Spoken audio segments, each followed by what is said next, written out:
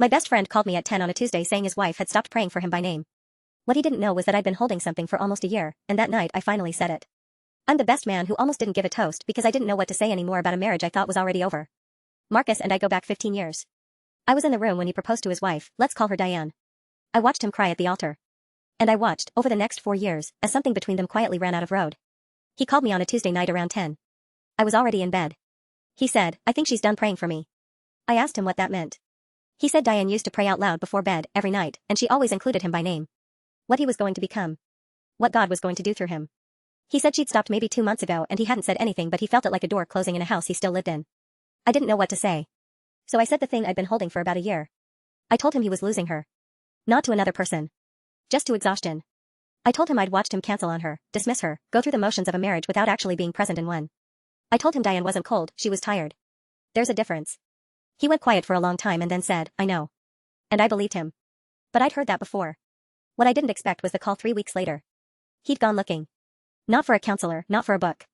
He said he typed something embarrassing into Google at 1 in the morning and ended up reading through an app that a guy in a forum had described and he downloaded it that same night. He started doing things inside it. Daily things. Small things first. He remembered Diane's love language as acts of service, something she'd told him twice and he'd filed away and forgotten. He started doing the dishes without being asked. Not as a performance. Before she woke up, just done. He left a note on the coffee she poured every morning, not a long note, just something true. He planned a Saturday that was entirely about what she would enjoy, no compromise, no, well I was also thinking, just her. He didn't tell her any of it was intentional. About 6 weeks in, I got a text from him that just said she prayed last night. Nothing else. I sat with that for a minute. I saw them together about a month after that at a cookout at his brother's place.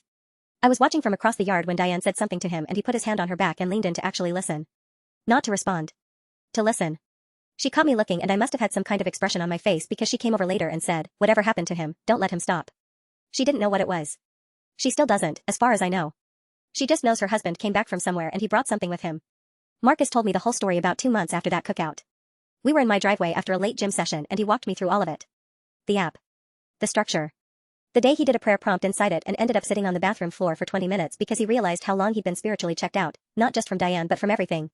He said the friend in the forum who'd written about what he was doing had changed his trajectory. He never met that guy. Doesn't even know his name. But he said he owed him something. I told Marcus I felt the same way. About him. About that phone call. And now when I think about that toast I almost didn't give, I think the reason I couldn't find the words was because the story wasn't finished yet. It just needed one man to decide he wasn't done.